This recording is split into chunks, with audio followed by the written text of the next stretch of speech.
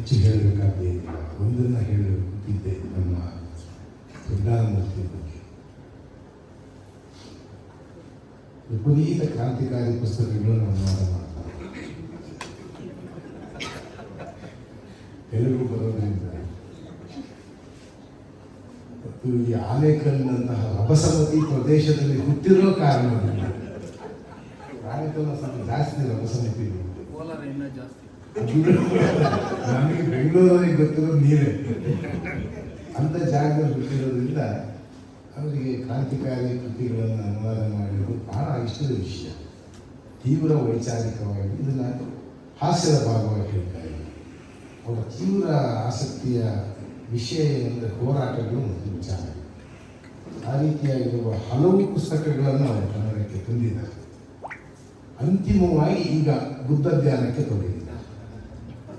ಇದು ಸರಿಯಾಗಿದೆ ಅಂತ ನಾನು ಭಾವಿಸ್ತೇನೆ.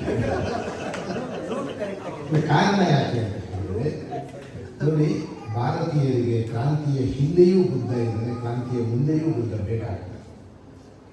ಕ್ರಾಂತಿಯ ಹಿಂದೆ ಯಾಕೆ ಬುದ್ಧ ಇದ್ದಾನೆ? ಭಾರತದಲ್ಲಿ ಕ್ರಾಂತಿ ಅಂತ ಶುರುವಾಗಿ ಬುದ್ಧ ಚಿಂತನೆಗಳಿಂದಲೇ. ಭಾರತೀಯರಿಗೆ ಸಮಾನತೆ ಬೇಕಾದ್ದರಿಂದ ಬುದ್ಧ ಬೇಕಾಗ್ತಾರೆ. ಕ್ರಾಂತಿ ಮೊದಲ ಬಾರಿಗೆ ಭಾರತೀಯ ನೆಲದಲ್ಲಿ ಸಮಾನತೆಯ ಬಗ್ಗೆ ಇನ್ನೆಲ್ಲದಷ್ಟು ಮಾತನಾಡಿದವನು ಮತ್ತು ಸಮಾನತೆಯನ್ನು ಆಚರಿಸಿದವನು ಬುದ್ಧನೇ.